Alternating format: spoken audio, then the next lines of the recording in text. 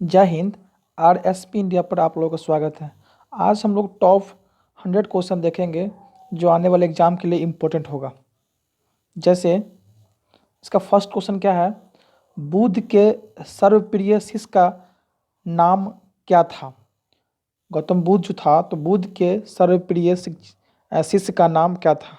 Option दिया हुआ है उपाली, आनंद, सावकामी और वसुमित्र।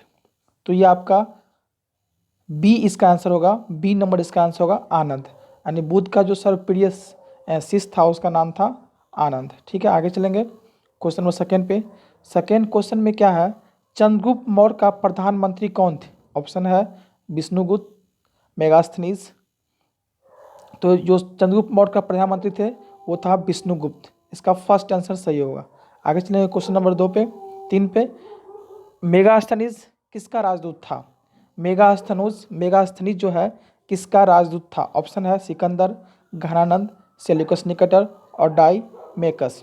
तो आपका ये मेगास्थनीज जो है सेल्यूकस निकेटर का राजदूत था। ये ऑप्शन नंबर सी इसका सही होगा, राइट आंसर। ठीक है, मेगास्थनीज किसका राजदूत था, तो सेल्यूकस निकेटर का। आगे चलेंगे क्वेश्चन नंबर 55 पे। चंद्रगुप्त मौर्य अपने अंतिम दिनों में किस धर्म का अनुयायी बन गया। यानी चंद्रगुप्त मौर्य जो था वह अपने अंतिम दिनों में किस धर्म का अनुयायी बन गया। तो ऑप्शन है वैष्णव धर्म, शैव धर्म, बौद्ध धर्म और जैन धर्म। तो इसका आपका राइट आंसर होगा जैन धर्म। यानी चंद्रगुप्त मौर्य जो है अपने अंतिम दिनों में जैन धर्म को मतलब मानने वाला हो गया था। आगे चलेंगे क्वेश्चन नंबर 56। कौन सा कथन सत्य है। 56 में है कौन सा कथन सत्य है। ऑप्शन फर्स्ट है चाणक्य का दूसरा नाम विष्णुगुप्त या कौटिल्य था। सेकेंड है चंद्रगुप्त ने नंद शासक घरान को हराकर मौर्य साम्राज्य की स्थापना की। और सी में है चंद्रगुप्त ने सुदर्शन झील का निर्माण करवाया था। तो ये आपका ऑप्शन होगा डी नंबर। आपका डी नंबर जो है सही होगा। ठीक है, आगे चलेंगे क्वेश्चन नंबर 57 में क्या है, अर्थशास्त्र किसकी रचना है। अर्थशास्त्र जो है किसकी रचना है। ऑप्शन है कौटिल्य का, मेगास्थनीज, पिल्लानी और विशाखदत्त। तो अर्थशास्त्र जो है किसकी रचना है, अस्त्रशास्त्र किसकी रचना है, तो अर्थशास्त्र कौटिल्य का रचना है। ठीक है, आगे चलेंगे क्वेश्चन नंबर 58। अशोक ने कलिंग पर कब आक्रमण किया था। अशोक जो है कलिंग पर कब आक्रमण किया। तो ऑप्शन है 269, 261, 324, 326। तो ये आपका बी नंबर इसका आंसर सही होगा। यानी कि 261 में जो है अशोक ने कलिंग पर आक्रमण किया था। आगे चलेंगे नेक्स्ट क्वेश्चन है, इंडिका किसकी रचना है। इंडिका किसकी रचना। ऑप्शन है मेगास्थनीज, टॉलमी, पिलानी, चंद्रगुप्त मौर्य। तो इंडिका जो है किसकी रचना है, इंडिका मेगास्थनीज की रचना है। आगे चलेंगे क्वेश्चन नंबर नेक्स्ट। क्वेश्चन में है बौद्ध धर्म के प्रचार के लिए अशोक ने किसे श्रीलंका भेजा था। क्वेश्चन है बौद्ध धर्म के प्रचार के लिए अशोक ने किसे श्रीलंका भेजा था। ऑप्शन है महेंद्र, संघमित्रा, उपगुप्त और ये है मतलब और ब इसमें से दोनों। तो ये आपका होगा इसका आंसर डी नंबर। ठीक है, महेंद्रा और संघमित्रा को अशोक ने बौद्ध धर्म के प्रचार के लिए श्रीलंका भेजा था। ठीक है, आगे चलेंगे क्वेश्चन नंबर नेक्स्ट क्वेश्चन में है अशोक के शिलालेखों की खोज सर्वप्रथम किसने की थी। अशोक के जो शिलालेख थे उसका खोज सर्वप्रथम किसने किया था। तो आपका ऑप्शन है जेम्स प्रीपेंस, पादरेटी पेंथर, विलियम जोन्स और विलियम किंग्स। ठीक है, तो इसका आंसर होगा आपका सी, विलियम जोन्स। ठीक है, विलियम जोन्स ने जो है अशोक के शिलालेखों की खोज किया था। लेकिन सबसे पहले इसको पढ़ा कौन था, तो जेम्स प्रीपेंस ने। ठीक है, आगे चलेंगे क्वेश्चन नंबर नेक्स्ट, अशोक के शिलालेखों को सर्वप्रथम किसने पढ़ा। अशोक के जो शिलालेख है उसको सर्वप्रथम किसने पढ़ा। तो जेम्स प्रीपेंस। मैं इससे पहले बताया था आपको कि जेम्स प्रीपेंस जो है जेम्स प्रिसेंस ने जो है अशोक के शिलालेख को क्या क्या किया था, पढ़ा था सबसे पहले। आगे चलेंगे, अशोक के शिलालेखों की खोज सर्वप्रथम किसने की थी। अशोक के शिलालेखों की खोज सर्वप्रथम किसने की थी। तो ये आपका ऑप्शन हो जाएगा सी नंबर, विलियम जोन्स। ठीक है, ये अशोक के शिलालेखों के किस लिपि में लिखे गए थे। अशोक के जो शिलालेख है वो किस लिपि में लिखे गए थे। तो आपका ऑप्शन है ब्राह्मी लिपि, खरोष्ट लिपि, ग्रीक लिपि, आरमाइक लिपि। तो उपयुक्त में सभी, यानी कि अशोक के जो शिलालेख थे ये सभी लिपि में लिखे गए थे। नेक्स्ट क्वेश्चन है, चंद्रगुप्त मौर्य की सेंड्रोकस के रूप में पहचाना गया। चंद्रगुप्त मौर्य सेंड्रोकस में पहचाना गया, ऑप्शन है इसका सी नंबर से होगा, जॉन फिलिप्स। जॉन फिलिप्स, ठीक है। आगे चलेंगे, नेक्स्ट क्वेश्चन, अशोक के किस शिलालेख में उसकी कलिंग विजय का उल्लेख मिलता है। ठीक है, अशोक के किस शिलालेख में उसकी कलिंग विजय का उल्लेख मिलता है। तो ऑप्शन दिया हुआ है 13वें, 10वें, 11वें और 9वें। तो अशोक के किस शिलालेख में, तो 13वें शिलालेख में, अशोक के 13वें शिलालेख में कलिंग विजय का जो है उल्लेख मिलता है, अशोक के 13वें शिलालेख में। आगे चलेंगे, मौर्य काल में गुप्तचरों को क्या कहा जाता था। मौर्य काल में गुप्तचरों को क्या कहा जाता था। तो ऑप्शन है संथाल, गुड पुरुष, संचार, ये सभी। तो मौर्य काल में गुप्तचरों को गुड पुरुष के नाम से जानते थे। नेक्स्ट चलेंगे, मेगास्थनीज के अनुसार भारतीय समाज कितने भागों में विभक्त था। मेगास्थनीज के अनुसार भारतीय समाज कितने भागों में विभक्त था। ऑप्शन है 4, 7, 10 और 12। तो मेगास्थनीज के अनुसार 7, मतलब कि बी, इसका बी नंबर सही होगा, 7 भागों में बांटा हुआ था। आगे चलेंगे, question number next, Chandragupta Maurya के महल के अवशेष कहाँ से मिलते हैं। चंद्रगुप्त मौर्य के महल के अवशेष कहाँ से मिलते हैं। ऑप्शन है कुम्हरार पटना, चंपा अंग, कौशाम्बी और उज्जैन। तो चंद्रगुप्त मौर्य के महल जो है पटना बिहार के कुम्हरार से मिलते हैं। आगे चलेंगे, नेक्स्ट क्वेश्चन, अशोक के धम्मा की परिभाषा कहाँ से ली गई है। अशोक के धम्मा की परिभाषा कहाँ से ली गई है। ऋग्वेद, आचार्यसूत्र, राहुलोवादसूत्र, अथर्ववेद। तो यह है अशोक के धम्मा की परिभाषा कहाँ से ली गई है। तो ये ऋग्वेद से लिया गया है। ठीक है, आगे चलेंगे, नेक्स्ट क्वेश्चन, मौर्य काल में प्रचलित विशिष्ट था धार्मिक कर, भूमि कर, सिंचाई कर और ये निःशुल्क व्यवस्था। ठीक है, निःशुल्क श्रम। तो आपका 71 का आंसर हो जाएगा डी नंबर, निःशुल्क श्रम। ठीक है, आगे चलेंगे, नेक्स्ट 72 नंबर क्वेश्चन पे, भारत में सर्वप्रथम सोने के सिक्के किसने चलाए थे। तो भारत में सबसे पहले सोने के सिक्के किसने चलाया था। भारत में सर्वप्रथम सोने के सिक्के किसने चलाए थे। ऑप्शन दिया कुषाण, इंडो ग्रीक, गुप्त और मौर्य। तो इसका राइट आंसर होगा इंडो ग्रीक ने चलाए थे। आगे चलेंगे, शीशे के सिक्के किस वंश के शासकों ने चलाए थे। तो उससे ऊपर में क्या था क्वेश्चन कि भारत में सर्वप्रथम सोने के सिक्के किसने चलाए थे। तो इंडो ग्रीक, और आगे है शीशे के सिक्के किस वंश के शासकों ने चलाए थे। तो 73 का आपका आंसर होगा सातवाहन, सी नंबर ऑप्शन होगा सातवाहन वंश। आगे चलेंगे, नेक्स्ट, ब्राह्मणों को सर्वप्रथम भूमि अनुदान देने की प्रथा किसके समय से प्रारंभ हुआ। ब्राह्मणों को सर्वप्रथम भूमि अनुदान देने की प्रथा किसके समय से प्रारंभ हुआ। आपका ऑप्शन नंबर दिया हुआ है पल्लव, सातवाहन, गुप्त और चालुक्य। तो ये सातवाहन के समय से ही ब्राह्मणों को भूमि दान देने का प्रारंभ हुआ था। नेक्स्ट क्वेश्चन है, रुद्रदामन कौन था। रुद्रदामन कौन था। तो ऑप्शन है शक शासक, कुषाण शासक, सातवाहन शासक और वाटकाटक शासक। तो आपका है शक शासक, इसका ए नंबर जो है सही होगा। आगे चलेंगे, कनिष्क का राज वैद्य कौन था।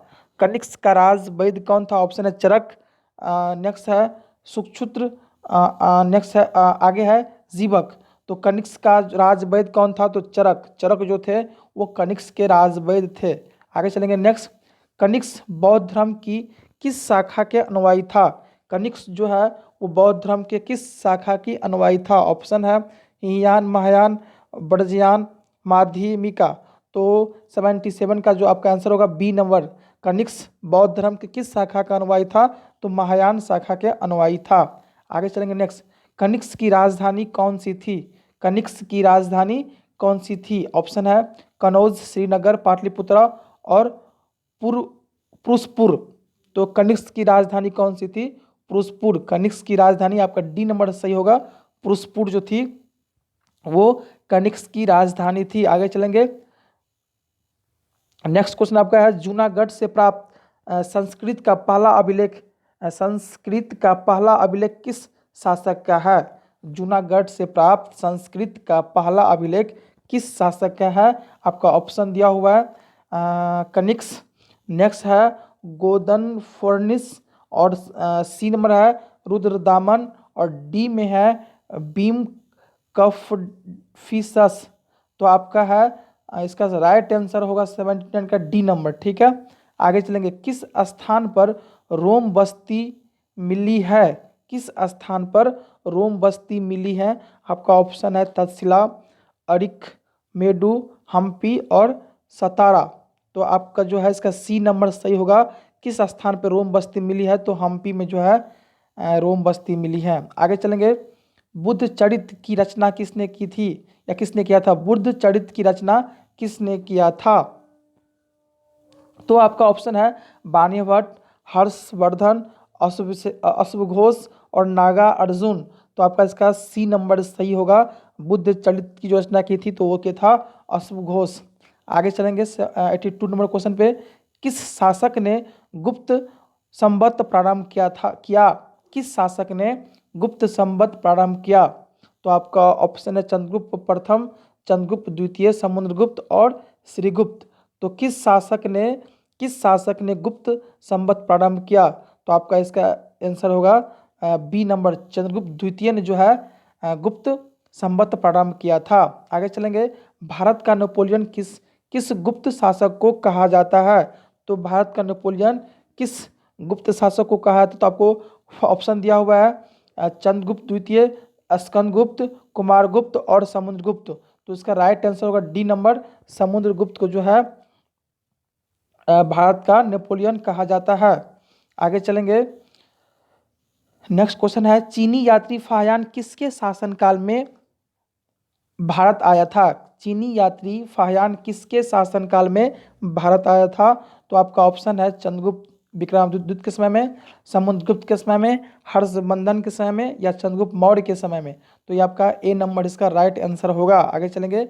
मौर्य द्वारा निर्मित सुदर्शन झील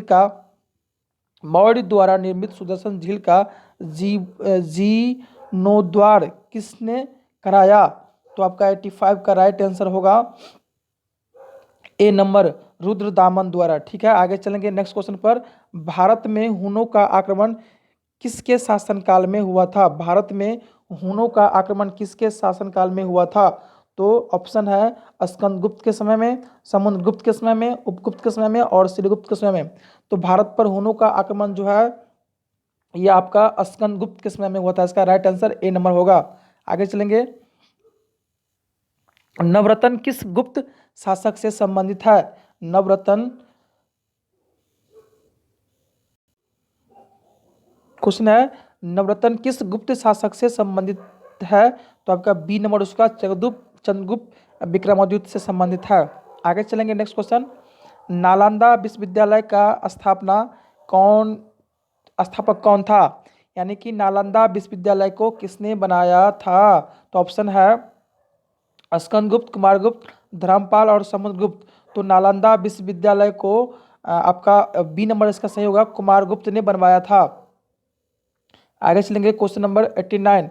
गुप्तकालीन स्वर्ण सिक्के को क्या कहा जाता था? गुप्तकालीन स्वर्ण सिक्के को क्या कहा जाता था?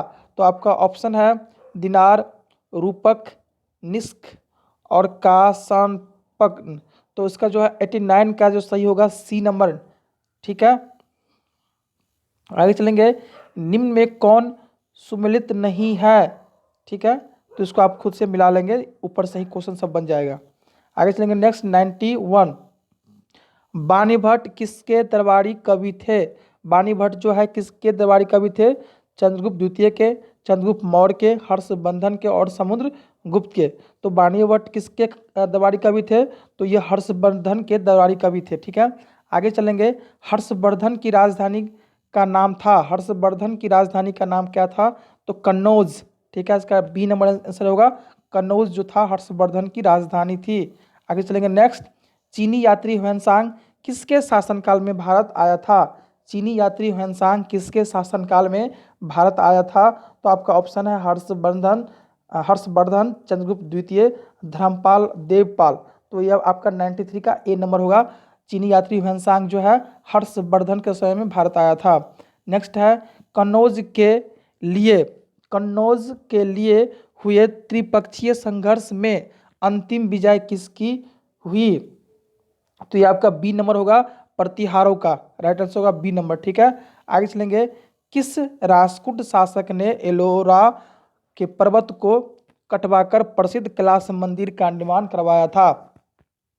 तो ये आपका इसका सी नंबर सही होगा, कृष्ण प्रथम। ठीक है, किस राष्ट्रकूट शासक ने एलोरा के पर्वत को कटवाकर प्रसिद्ध कैलाश मंदिर का निर्माण करवाया था? तो कृष्ण प्रथम ने करवाया था। आगे चलेंगे नेक्स्ट क्वेश्चन 96 पे। वातापी किसकी राजधानी थी? वातापी किसकी राजधानी थी? तो ये आपका इसका राइट आंसर होगा डी नंबर, चालुक्य। वातापी जो थी वो चालुक्य की राजधानी थी। आगे चलेंगे नेक्स्ट। स्थानीय स्वशासन किसके शासनकाल की मुख्य विशेषता थी? स्थानीय स्वशासन किसके शासनकाल की मुख्य विशेषता थी? तो स्थानीय स्वशासन की बात किया जाए तो ये चोल काल की मुख्य व्यवस्था थी। इसका फर्स्ट आंसर सही होगा। नेक्स्ट चलेंगे 98 नंबर क्वेश्चन।